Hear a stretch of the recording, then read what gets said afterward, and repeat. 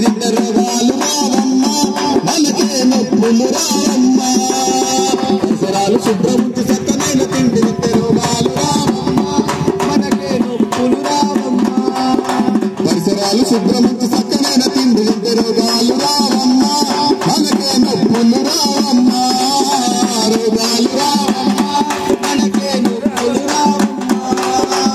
malaria నీకు అంటుకున్నదా నీకు మతి లేకుండా చేస్తున్నదా మలేరియా నీకు అంటుకున్నదా నీకు మతి లేకుండా చేస్తున్నదా చికెన్గా నిన్ను చుట్టుకున్నదా